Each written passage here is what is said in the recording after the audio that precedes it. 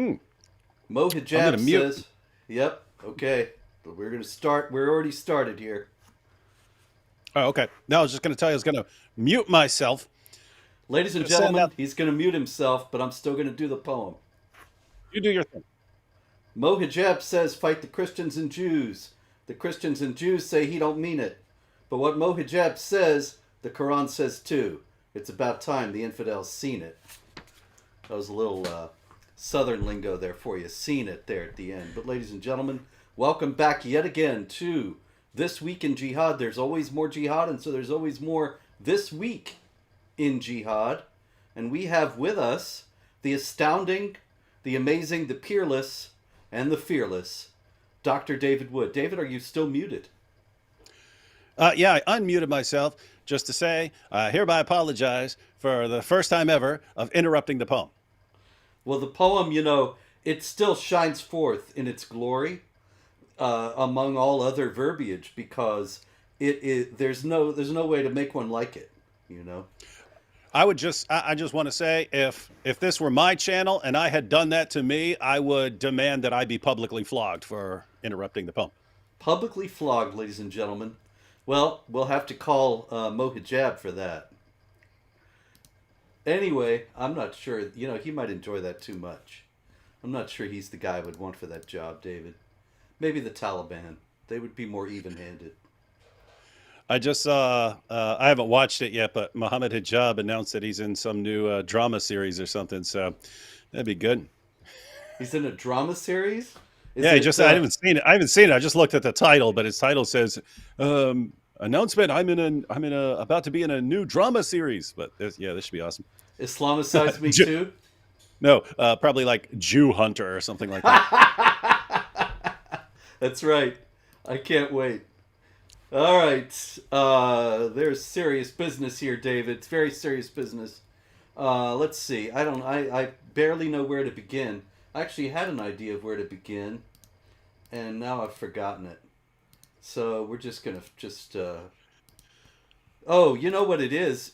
We just finished Pride Month, and so Pride Month being over was the occasion for quite a lot of stupid infidel activity, as you may expect. And so let's see here.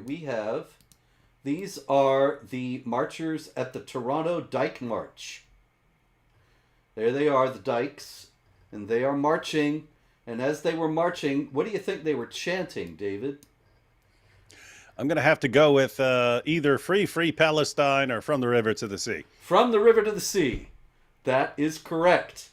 And so let me ask you this. If the Toronto Dykes were to go to Gaza to visit their friends and allies, what do you think might happen to them? I think they're dead. I think you're correct, sir. And that is why this is interesting. I mean, in Israel, gay people are safe. If Hamas were to get its way, then all the gay people, along with all the Jews, would be slaughtered. And you have gays for Palestine and all these groups, queers for Palestine, all these groups running around saying, yes, we want a group to take over that's going to completely wipe out all gay people. We're sane. I don't get it either. It's inexplicable. You'd think that. I get it. I get it. What? Tell me. I get it. Some people think that it's these groups all rallying around anything they perceive as victim status, right? Yeah. That's, hey, that group over there, they're victims too, so we're all on the same page, even though that group of victims wants to completely exterminate your group of victims. So lots of people think that it's that. I just think these guys have been flipping through the pages of the Muslim sources and reading about how Muhammad's always covered in semen and how he used to let people kiss him, pull up his dress so guys could kiss him. Yeah, guys. Yeah. Yeah, guys could kiss him all over his milky white flesh. And then you got all these interesting hadiths about a guy named Diha al-Kalbi, that means Diha the dog. But he would be over Muhammad's house, and when people would see him leaving Muhammad's house, and he was apparently like the handsomest, most beautiful young man in Arabia. But when people would see him leaving Muhammad's house, Muhammad would say, "No, that's the angel Gabriel. Gabriel just looks exactly like Diha al-Kalbi." And so it's like, wait a minute. I think these Queers for Palestine stuff must be looking at this going, Muhammad wasn't free during his time, but he's one of us. We know it. He just had to keep it secret because of the time. So we're going to side with his group. Yeah. And of course, we see this all over the Islamic world. I've talked to so many military men coming back from Iraq and Afghanistan, and they would talk about how rampant this was in these areas where they were serving, and it was taken for granted. The military people who served in Iraq used to have a term for it. They would call it Man Love Thursday. And then on Friday, the guys would go to mosque and it would all be forgiven. And so this is something that I think is not just a matter of ignoring or violating Islamic law. It's going deeper into what Islamic law really says. And Muslims read the Hadith as well as anybody else. And they know what these things say about Muhammad. Anyway, yep. Little side note along those lines. Talked to a woman who ran a house for Pakistani men, or some school or something like that. Anyway.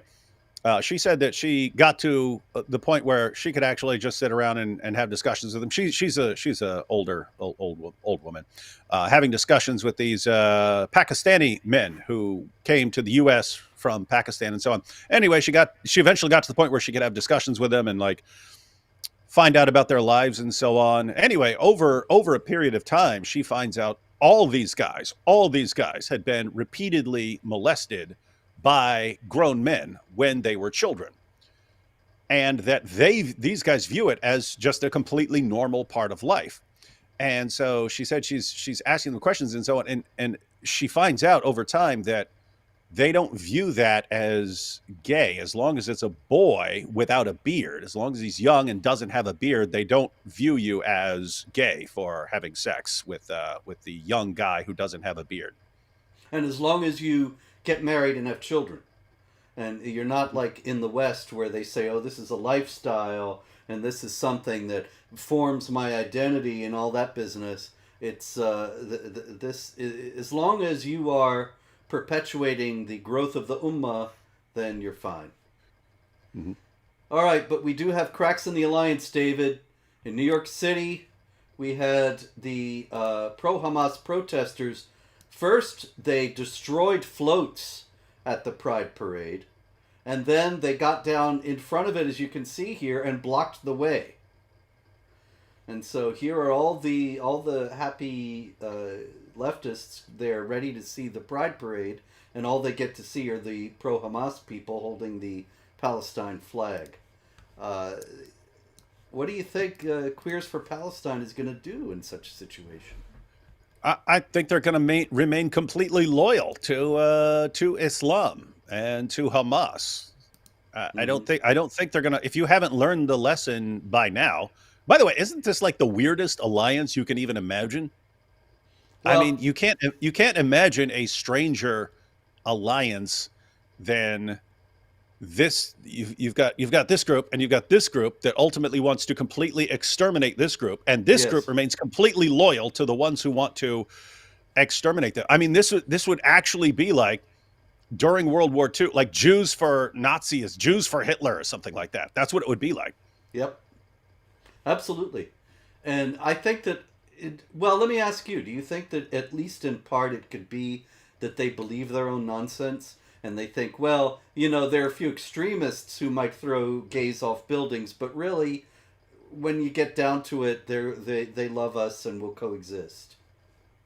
Yeah, I'm guessing they may actually believe like that. I mean, after all, that's what everyone in the West has been bombarded with for decades now. That it's just a couple of extremists, and ignore the polls.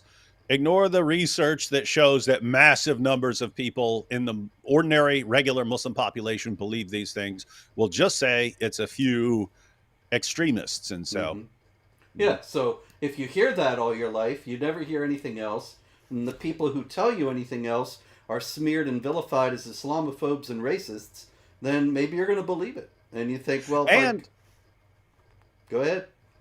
oh, yeah, I was just going to say, and it may be a situation where they think that, oh, even though you've got a few extremists who want to kill gays, we'll show that we're undyingly loyal to Islam, and this will melt their hearts, and then all the persecution against gays will stop. They'll completely rewrite Islamic law because we're nice to them and we're helping them slaughter the Jews. Yeah, that's a very deeply ingrained assumption. That's actually the basis of American foreign policy. That if the United States goes over to various countries, whether Muslim or non-Muslim, and gives them money and gives them stuff and builds roads and highways and hospitals, then they're going to be our friends. And that It worked. It worked in Iran. It worked in yeah. Iran. We showered them with money, and they responded with "Death to America, death to America, death to America." But they didn't really mean it. Yes. Look how much they love us, really. Mhm. But meanwhile, you said a minute ago, they're going to change Islamic law and everything is going to be okay. So that reminded me of the case of this gentleman here, he's got this great name, Al Hassan Ag Abdul Aziz Mahmoud Ahmad Ag Mahmoud. Anyway, he was, that is, the head of the Sharia police in Mali in 2012. Now, a lot of people don't know this, but in 2012 in Mali, there was sort of a proto-ISIS.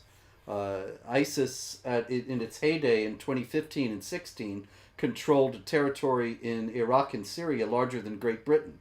But in 2012, also an Al-Qaeda-linked group, Ansar Deen, they, not Sardine, that's Ansar Deen, helpers of the I like religion. sardines. Not on Sardine.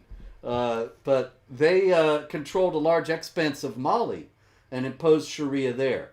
And so this guy, Al Hassan Ag, this and that, he was the head of the Sharia police.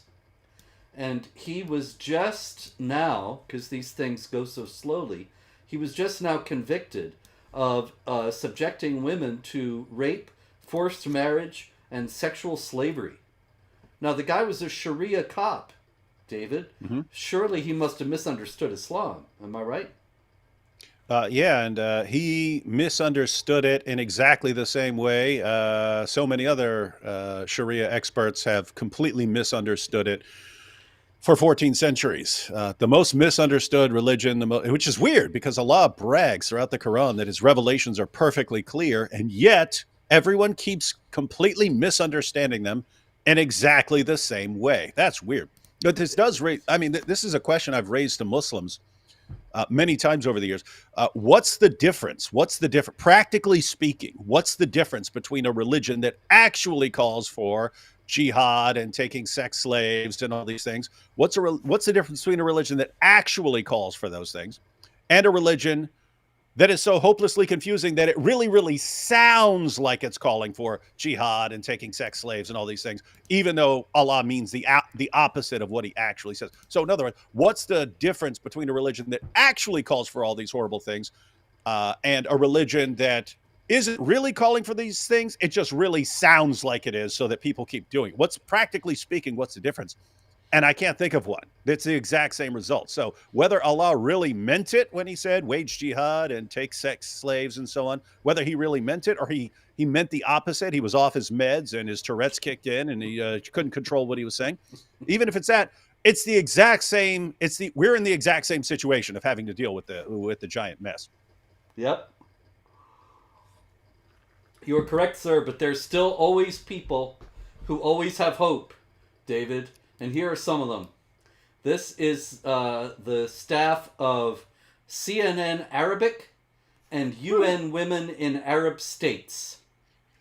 And you see only one hijab here, and a lot of women who are naked. That's terrible. Need to get 5 more. Missing 5. 5 more. 5 more? Need 5 more hijabs. Yes, you're right. That's it.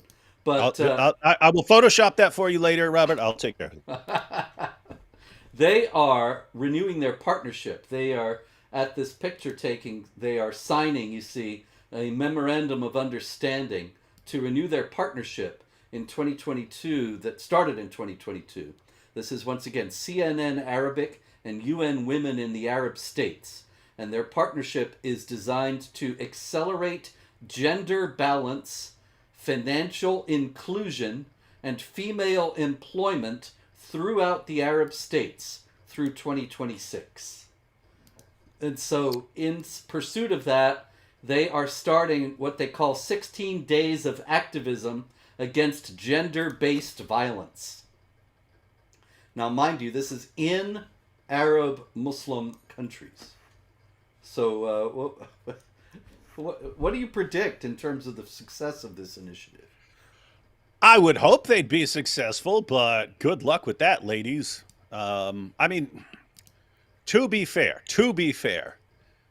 change is extremely slow in the Muslim world. It can happen. It can happen, just like we saw that women were suddenly allowed to drive in Saudi Arabia and so on. So change can happen. So I hope it happens, but I don't know. It seems that even if you get the changes that you want, Islam is still this retrograde force, because I mean the core message of Islam always has been that the creator of the universe is obsessed with everyone living, breathing, working, even going to the bathroom, speaking, everything like a 7th century Arab.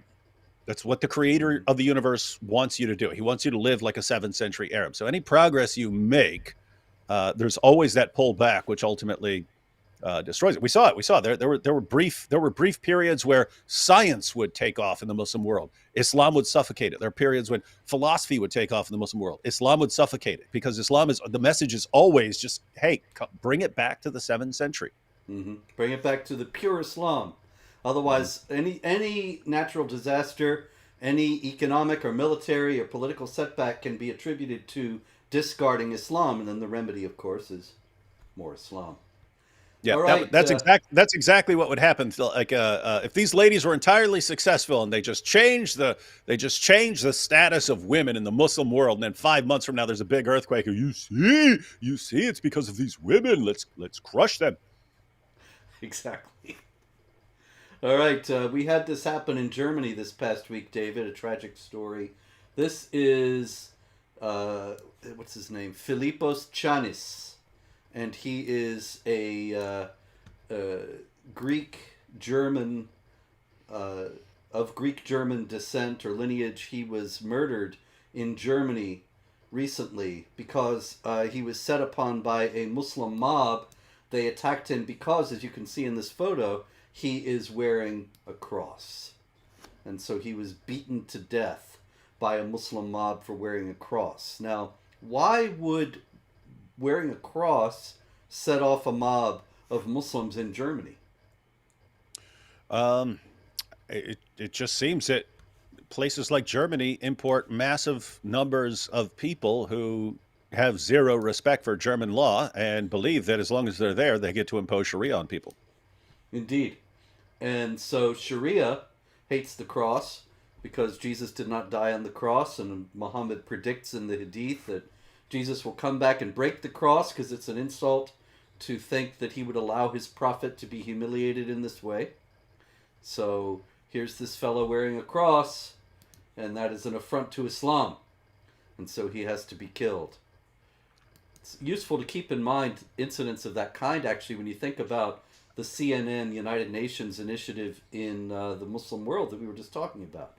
That aside from the mockery that these women are opening themselves up to, there is the simple fact that they are in serious danger if they actually go to some places in the Islamic world. They could be killed for trying to modernize Islam's views toward women. Mm-hmm. Meanwhile, in Nigeria, you probably heard about this. We had great advance for feminism. We had at least 18 people killed I believe the estimates are now quite a bit higher. My report, unfortunately, is from a few days ago, but in any case, at least 18 people killed in a string of suicide bombings. And the bombers targeted a wedding, a hospital, and a funeral in Borno And they were women, State. weren't they? That's exactly it, David. Not only were they women, but one of them had a little baby with her. But what's that all about? Why wouldn't you want to? Right? I mean, we see this in Gaza, right? The people who are obsessed with martyrdom. And if you live your entire life as a Muslim, you have no assurance of salvation. Muhammad was told to say by Allah in the Quran that he doesn't know what Allah is going to do with him. So this is Muhammad in the Quran saying, I don't know what Allah will do with me. And it's important to note, you find out from the hadith that is in reference to his salvation. A Muslim man named Uthman, this is not the Caliph Uthman, a different Uthman, a man named Uthman died. And a woman said, oh, great, he's in paradise now. And Muhammad said, what are you talking about? You don't know where he's at. She said, what are you talking about? He's one of the best of us. Muhammad said, you don't know what Allah's going to do with him. And she said, if he's not safe, then what's the status of the rest of us? And Muhammad said, I don't know what Allah is going to do with me. So Islam fosters this kind of paranoia about a God who's completely unpredictable. You don't know what he's going to do, but he does give you one guarantee that if you die while waging jihad against the unbelievers, that's your one-way ticket. Mm-hmm. So why wouldn't a mother in Gaza want her kids to be killed, want her kids to be jihadis? Why wouldn't she? Why would a suicide bomber not bring a little baby along? Indeed.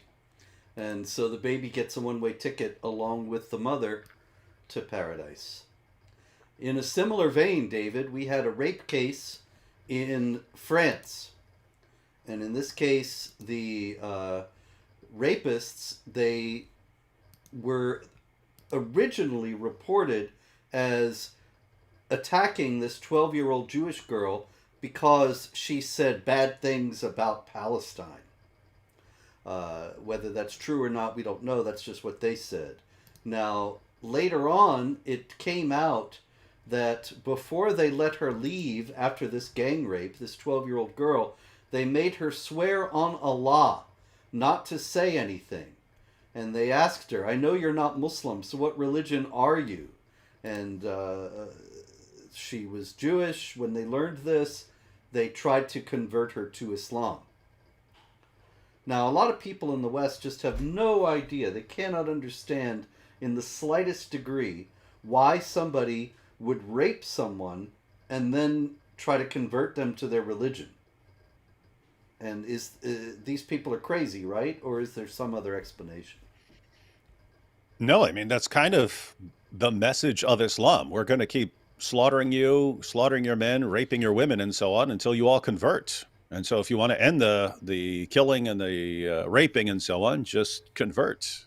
Simple solution, right? But Islam has always had this mafia gang type mentality where you're joining it for your protection. And then, of course, there's always arguments as well that argue that, hey, this is just about pure monotheism and so on. What's interesting is that over the past few years, all of their main arguments, they now acknowledge were completely bogus. So the perfect preservation of the Quran, they now acknowledge that was a bunch of nonsense. It was all deception. The scientific miracles, they now acknowledge was just complete deception. So they're acknowledging that their arguments that they used to convert people to Islam were bogus. Well, what's left? All that's left at this point is like the gang mentality of, hey, we're in your area. We're going to keep messing with you, raping you, bullying you, beating you up, torturing, killing, whatever we have to do. We're going to keep doing this until you all convert. And guess what? There are people who will convert. I mean, if you go to prison and 60% of the prison population is Muslim and they start beating you up as soon as you get there, telling you to convert, there are going to be people who convert. But notice that sort of conversion is the exact same thing as joining a gang. It's the exact same thing as joining a gang. So what we're seeing now and what we're going to see in the future is It's always had this, well, it's a religion, but it's also a gang. It's a religion, but it's also a gang. It's gonna be dialed up that you're basically joining a big gang, because the arguments that this is about pure monotheism and all this stuff, that's all falling apart. So anyway, it's the world's biggest gang. You know, it's worth noting also that when you mention the mafia, that it's a mafia gang mentality. Well, the mafia originated in Sicily, and the Muslims occupied Sicily for a couple hundred years back in the 9th century, 10th century. So I think it's very possible that these things do indeed come out of it, that you have this secrecy about what it's all about. You kill people if they leave, etc., etc. Loyalty to the group above all. It's an interesting thing, worth pursuing. All right, we had an ISIS cell in Canada, eh? These guys, they were up there in Tim Hortons, plotting jihad. Hey, let's meet up at Tim Hortons, eh? All right, bring the maple syrup. Blow up some stuff, eh?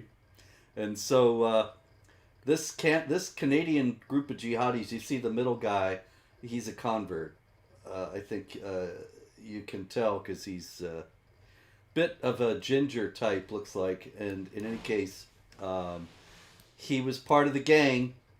And this group, they plotted to murder an entire family because they found out that they were an ISIS cell, and so it's kind of connected to this mafia thing that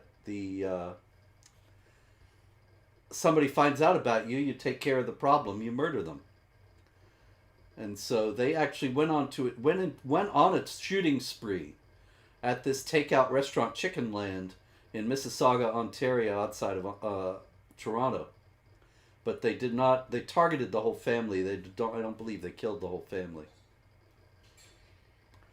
Well, anyway, this goes back to what we were saying earlier. That think of, you got these guys in Canada, Muslims, convert, and they somehow come to the exact same conclusions about what they're supposed to do as Muslims as so many other Muslims in different parts of the world. And that's we've brought this up a million times when we say, look at all this jihad. Where's this idea coming from? Is it coming from the Muslim sources, which we can quote to you? And we got the response for years. For about a decade, we got the response, oh, but look at Westboro Baptist Church, which wasn't going around killing anyone. They were just a bunch of doofuses protesting soldiers' funerals and stuff like that. But Robert, when Westboro Baptist Church announced what they were doing, how many people did you see gathering how many Christians did you see from across the world, from Europe and Africa and everyone, rushing to join with Westboro Baptist Church? Zero. That's what you saw. Why? Because you can always have some weird idea from some particular group, and it's just because someone in that group had a weird idea and was able to convince the people around him, doesn't mean that other people in other parts of the world are going to come to that same conclusion. Nevertheless, when ISIS says, hey, we're a caliphate, we're going to wage jihad and slaughter the unbelievers, suddenly Muslims from America, Canada, Great Britain, France, Germany, everywhere around the world starts flooding into the country. Why? They all had the same ideas. And they're like, finally, someone's coming along and doing it. This is what we've been waiting for. It's like, where did they all get the same exact idea about what they're supposed to do as Muslims? I'm still waiting for an answer to that question, because until I get a different answer, it seems like the reason they all come to the same conclusion is that they're reading the same books. Yep, and the books are actually clear on these issues, even if they aren't as clear as they claim to be on others. Speaking of which, we have a guy, he went a little too far. Did you see this character? This guy is in Lafayette, Louisiana. Yeah. And he is apparently the local Imam there, although his manner of dress for his khutbah is a little bit unconventional. His name, I don't know. If anybody knows the name of the Imam at the mosque in Lafayette, Louisiana, please let me know. If you know this gentleman. But in any case, this guy is on video at the indispensable Middle East Media Research Institute, MEMRI, and he says this: O Allah, our Lord, they are waging jihad for your sake. O Allah, they are waging jihad for your sake. O Allah, O Lord of mankind, grant them victory, etc., etc. O Allah, annihilate the Jews and the Christians. And then he stopped. Because, of course, he stopped too late anyway. He should have known he was still going to be on This Week in Jihad. Wait, yeah. It was one of these situations. Oh Allah, annihilate the Jews and the. Hey, is that camera on? Is that camera on? Turn that camera off right now and let me finish. But it's interesting to note that he actually, after he stopped himself, he went on and he said, "Oh Allah, annihilate the Jews and their helpers, for they are no match for you." Now, even that, going on to say, annihilate the Jews, this is something we would never see until October 7th. And now it's, I think, because hatred of Jews has become mainstream in so many ways among so many people nowadays that he feels free to say that. But it's still a bridge too far for him to say annihilate the Christians. He'll get to that later on. Yeah, he's still probably one of these guys that we'll form temporary alliances with anyone among the Christians who we can dupe into siding with us. So we don't want to marginalize the Christians just yet. We want to use them first. Indeed, and the Christians are so willing. They really, they have no clue, and so they go along. Let me see if I think I have some Christians. Maybe not. No Christians. But I do have another Imam who is not happy about some of these alliances, even though, as you've just very, very well put it, in terms of we will use these people are still useful to us, and so we will continue the appearance of this alliance. This guy is... Oh, that's not even the right one. Huh. Wrong anti-gay photo. Hang on. There are so many to choose from. Yeah. I gotta find a more efficient way to do this. But anyway, I'm just gonna have to go ahead. This guy is in California, Culver City, the King Fahd Mosque in Culver City, California. And he says that we as Muslims, of course, we know that the lifestyle that these people live is a lifestyle of disgust, evil, deviance, and immorality. And I should note here that when they say things like this, a lot of Christians, a lot of other people say, well, yeah. And they don't approve of it any more than the Imam here does, Ahsan Syed. And so they are sympathetic to what he says. But we have to remember also, at the same time, we're not talking about a moral disapproval. We're talking about something much larger, because it ultimately ends with execution. And this is something that Christians and others would say that's going too far. But anyway, David, he says, we will never support them. We will never support their lifestyle. And we want them to just leave us and our children alone. So much damage has been done by the alliances that these so-called Muslim organizations have made with these people. So I think this alliance is not long for this world. Yeah, I've seen the Muslims since October 7th. I've seen the Muslims who complain, hey, we've got Queers for Palestine and LGBTQ stuff at our rallies against Israel, and bringing it up as a reason, possibly even the main reason, they keep losing against the Jews. Mm-hmm. And the issue was, hey, how do you expect Allah to bless us to conquer the Jews and to conquer the world when we're forming alliances with all these groups that Allah hates? So what's going on? What's going on here? And so you have Muslims who actually think the reason they're losing is because LGBTQ stuff is at their rallies and so on. So anyway, if that happens to be true, great job, Queers for Palestine. Yeah, it's a Zionist plot, David. Clearly the Zionists sent them in. Meanwhile, speaking of Zionists, we have this charming gentleman here. and he is Anas Saleh. And he was the guy who went on a subway car in New York City, and he called out that anybody who was a Zionist raised their hand. And he said that all the Zionists should leave the car. Raise your hand if you're a Zionist. Repeat after me. This is your chance to get out. And so it's clear that he was threatening violence to anybody who was foolish enough to identify himself as a Zionist on this subway car. Anyway, gosh, wish I was there. Here, sport. Oh yeah. You got to take cameras in. But it turns out that he worked at Cornell University at Weill Cornell Medicine's Lab, and he was apparently removed. It's not clear whether he still works there. His page was taken off their employee site, which does suggest that he no longer works there, but it might just be that they took his picture down until the heat's off.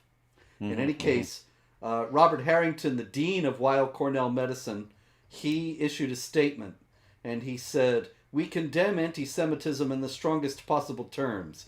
Hate speech or actions of any kind, whether anti-Semitic or Islamophobic." Islamophobic? Yes. What's the deal, David? Why does he have to drag that in? Oh, of course, you gotta make it look like it's this is happening everywhere, and it is funny though. My first question: I would love it if these guys would just take Q&A when they say things like this. When they say, "Oh, we condemn anti-Semitism wherever it may be found." Okay, let me quote you this hadith here from the Prophet Muhammad. He said that the end will not come until the Muslims fight the Jews, and the Jews are hiding behind rocks and trees, and the rocks and trees are calling out, "Hey, Muslim, there's a Jew hiding behind me. Come and kill him. Do you condemn that?" And watch these people shrivel up in fear, because they would not condemn Muhammad for calling for the extermination of Jews. They wouldn't dare, because that would be Islamophobic, and that's just as bad. Indeed. Oh my goodness, such craziness in the world. But yes, so the guy, he's threatening Jews on the subway, and his employer, or former employer, warns us against Islamophobia. Yep. It's just like every terrorist attack carried out in the name of Islam for decades. What do we hear right after the attack? Oh, we need to warn everyone against a backlash against the Muslim community. So this is a time to warn the world about Islamophobia. Oh yeah. So many times I saw that. Like clockwork. And the local Imam in the city where the attack happened saying, "We request greater police protection," and getting it. Because the authorities never thought critically about any of this, ever. And then every news program gets Muslims on to say, "You see, look, this Muslim doesn't approve of that." And then the Muslims use that opportunity to preach Islam and do dawah and so on. So the real takeaway is, the more people you slaughter in the name of Allah, the more exposure we'll give you to preach Islam, and the more converts you'll win. So it's in your best interest to slaughter and rape as many of the kuffar as possible, because the more you do it, the more our politicians and journalists will defend and promote your prophet. Indeed. Great message, smart message. And so, I should have mentioned this earlier. Oh, that's not the one. Yeah. I'm having trouble with the photos tonight here, David. Somewhere there's a photo, but anyway, maybe this is it. Yeah, it's not a very clear photo, but this is actually a recent gang attack in Halifax, Nova Scotia, where a couple of lesbians were out having a birthday dinner for one of them. And they were apparently identified as such, and set upon by a Muslim mob and beaten. As you can see, there's one woman down on the ground there, and they were both severely beaten. They were attacked by 7 to 10 Syrian migrants. Now, here again, I think this is bringing into sharp relief this cognitive dissonance between reality and what people imagine about Islam in the West. Well, Robert, what this really shows is that we here at Queers for Palestine need to be even more loyal and faithful to our fellow Muslim victims, because we have to do more so that their hearts eventually melt. It's the only way forward. That's it. Anyway, I'm speechless. That's perfect. You know what? I'm about to head to a conference with Vocab Malone and the Apostate Prophet. I'm thinking we might just have to record a little episode titled "Muhammad Meets Queers for Palestine." Great idea. Fantastic. Get the real ones. Yeah, we'll get real ones. They'll be even better. They'll be even better than us being a parody. That's right. They will actually. I would love to see how they react to that. You know, if you have vocab as Muhammad reading them, what Muhammad actually said, and see what are they going to say? Oh, he didn't mean it. And no, they're going to say, but we know that you're really one of us. Yes. Look, how could you be covered in all this semen and all these hadiths? There you go. Been there, done that. Okay.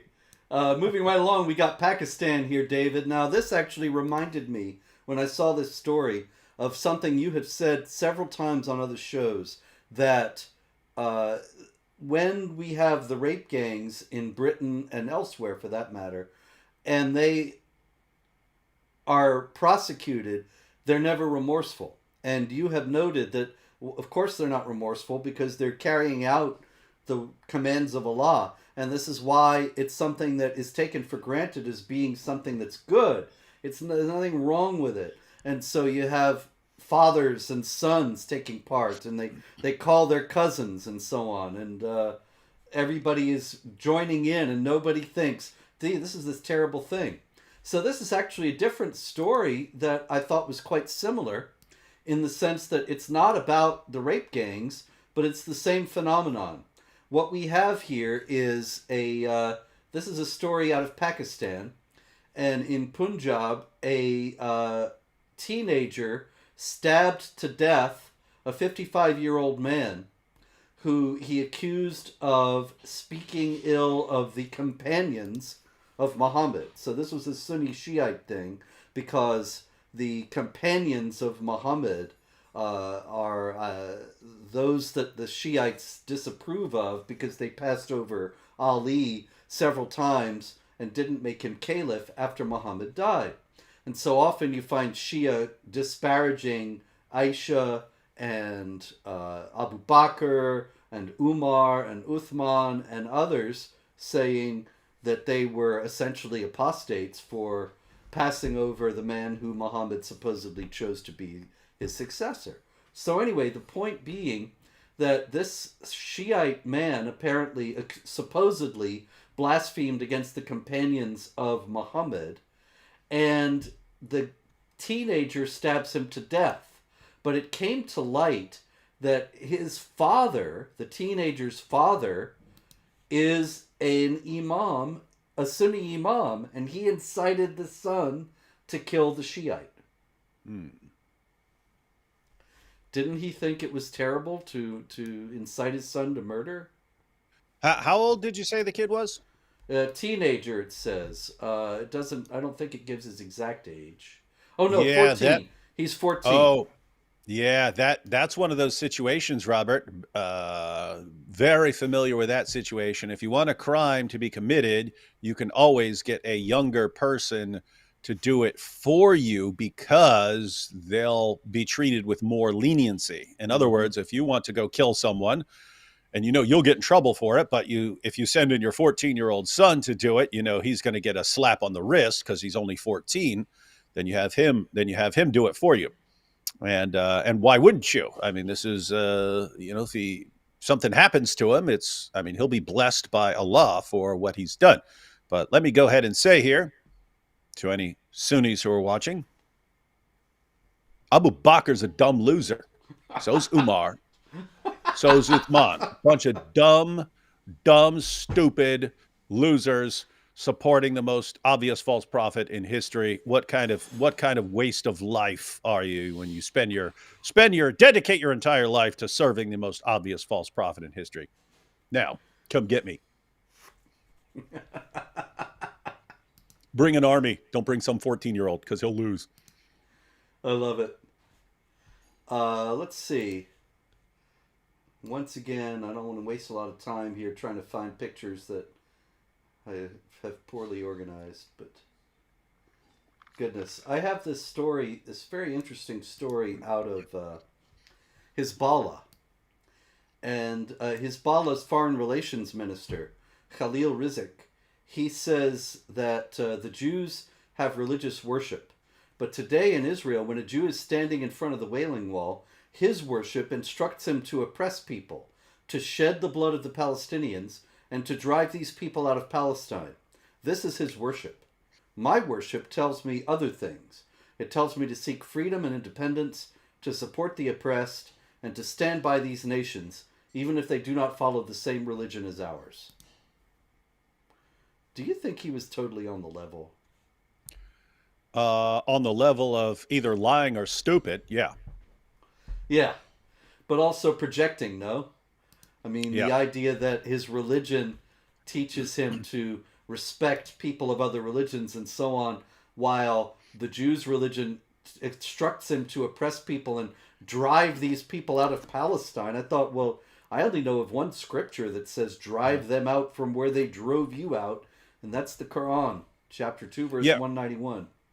Yeah, we've seen endless projection since October 7th. It's always the Jews are plotting to take over the world, and they want to take over every place that they don't control, and they want to kill people who get in their way. I was like, it sounds like you're saying they're exactly like what Islam teaches. Mm-hmm. And you're Muslims complaining that this is what they believe, when it's exactly what you believe. Anyway. Massive projection. And, of course, the infidels fall for it because the infidels believe their religion of peace nonsense. So this is David Yejoo, L-L-E-D-O, Yejoo, out of Spain. And he was killed this past week by another Muslim mob because he was trying to stop them from raping a 15-year-old girl. And they turned on him and beat him to death. And this has caused quite a lot of anger in Spain. And there are demonstrations in Spain saying that he was assassinated and that these migrants from places where this kind of behavior is acceptable, they have to be stopped from coming into the country and so on. But here again, it's the same phenomenon, is it not? That they were trying to do something that they thought was completely in line with their religion, no? Mm-hmm. So, who is he to interfere? Yep. Shame on him. Our friend Tariq al-Suwaidan is back in the news. And he is a notorious Islamic preacher, internationally famous. And he's, like Zakir Naik and others, quite revealing in many ways about what Islam is really all about. He is a Muslim Brotherhood leader out of Kuwait. He openly preaches jihad. And he says one of the promises of the Prophet is that Judgment Day will not happen until Islam prevails. And we become victorious and we will rule the whole world. It's up to you to believe or not, but the companions truly believed, and I hope that we truly believe, not in geopolitics, but in the promise of the Prophet. Hey, speaking about those companions, they were pure garbage, bunch of losers. What are you, a Shiite? Yeah. Yeah, but at this point, isn't it getting like pathetic at this point? We will rule the world. What planet do you live on, dude? Like, what planet? I mean, seriously. In the early centuries of Islam, where Islam was expanding rapidly and so on, you could get the idea, hey, look, we're expanding so rapidly, we're going to take over the world.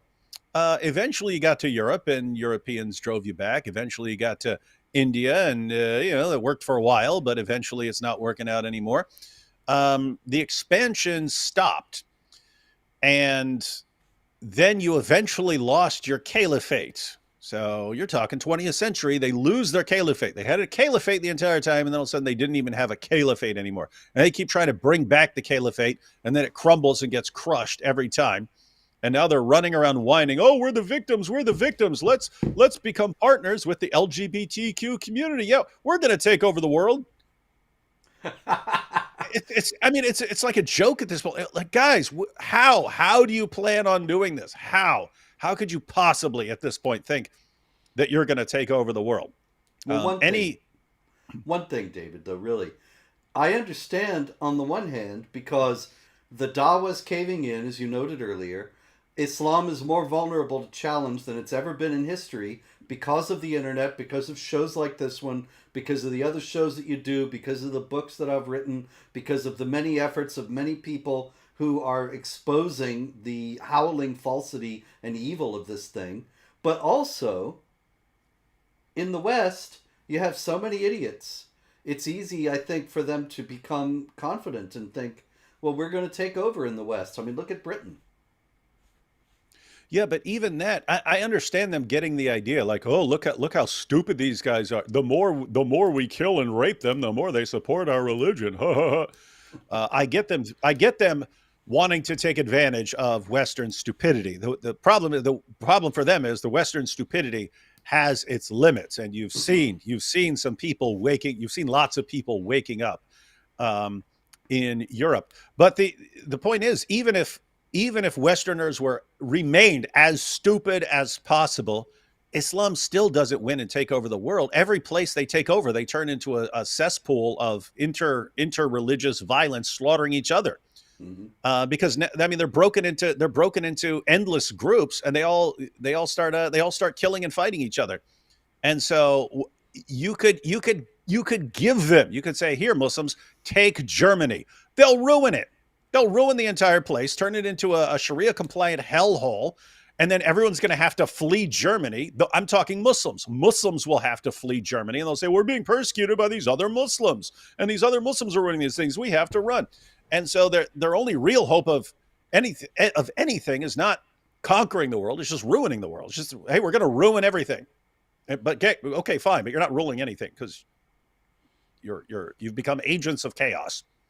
Well, that's very well put. But speaking of ruining everything, this is Adel Abdelbari, and he was an aide to Osama bin Laden, who was involved in terror attacks against U.S. embassies.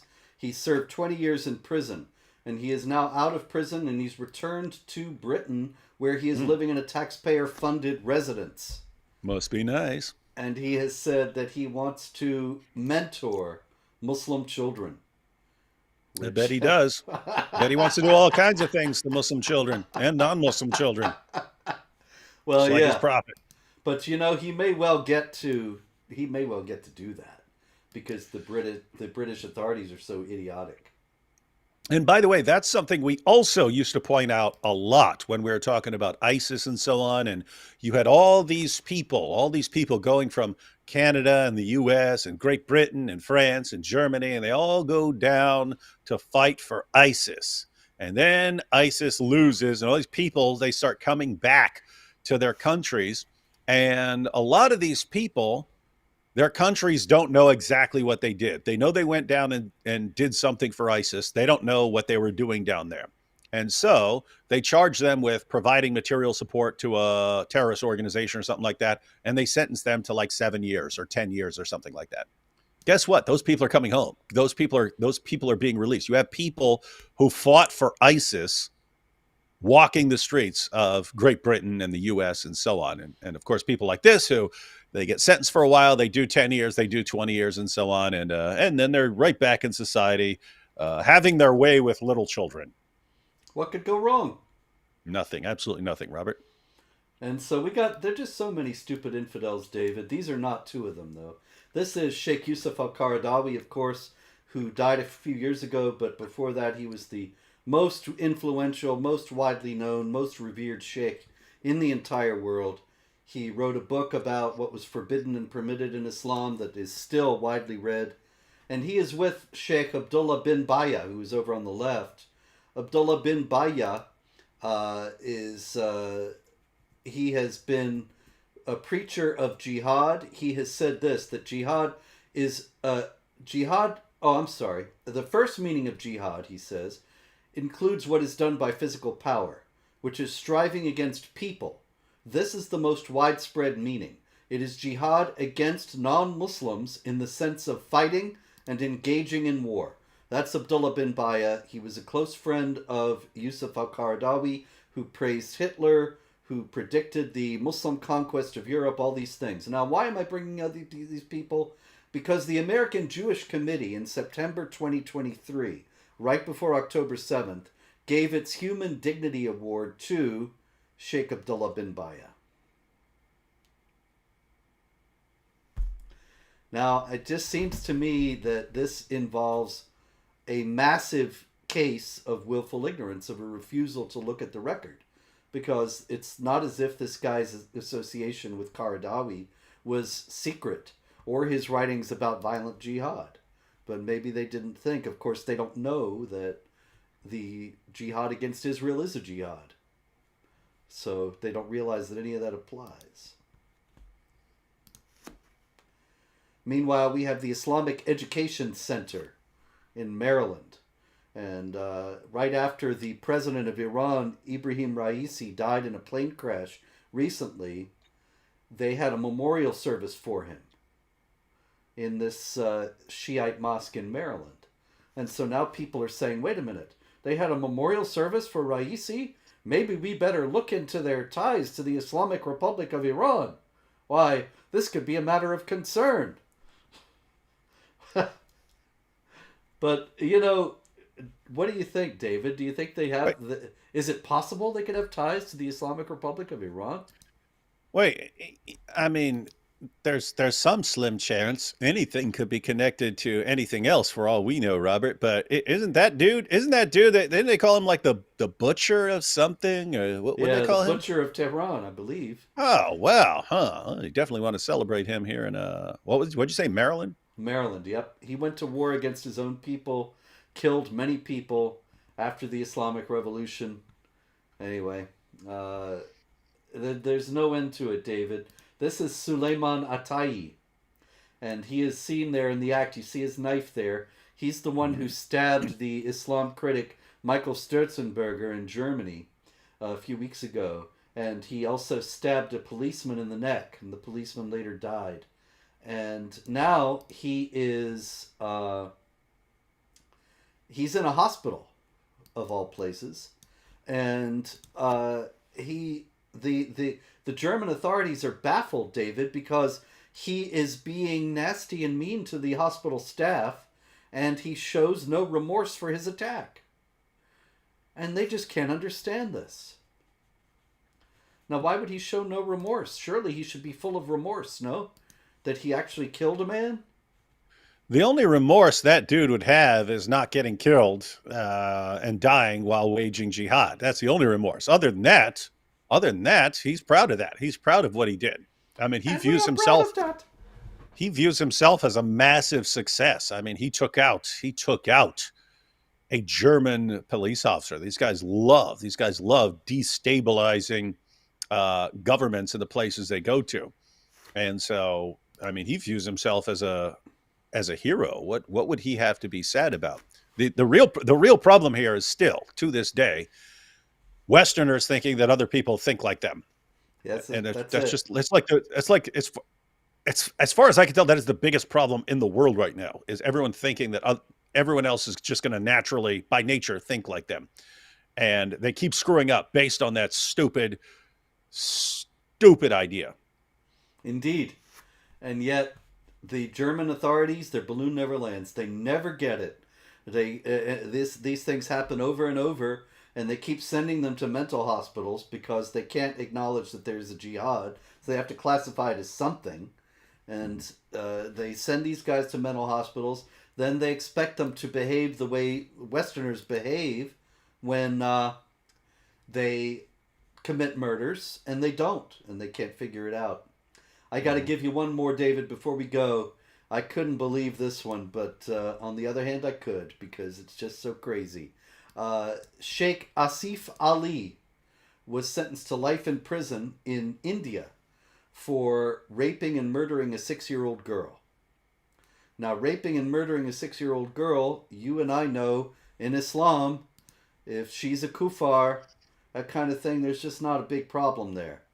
You know, especially the rape part. Maybe he gets a slap on the wrist for the murder, but she's an infidel. Come on, big deal. Now, the Orissa High Court in India, they said that they were commuting his death sentence. And he no longer has the death sentence because he prays 5 times a day. Oh. And he surrendered to Allah, they said. Oh, okay. Well, definitely free pass then for all these guys who are raping and slaughtering unbelievers in the name of Allah. They pray. Yeah, they pray to the God. They pray to the God who tells them they can do these things. The Indian authorities are proceeding here again on the assumption that everybody thinks like them, just like you said. Mm-hmm. And that they figure, well, he must be sorry because he's praying, mm-hmm. which he ain't sorry if his God told him to do it. Mm-mm. Anyway, that's the jihad for this week, ladies and gentlemen. It's a grim picture, but we have to remember that ultimately the truth and the right will become clear and will be undeniable. And in the meantime, through the cross comes after the cross comes the resurrection. And so persevere, don't give up, never give in, pray, hope, and don't worry, and we'll likely see you next week.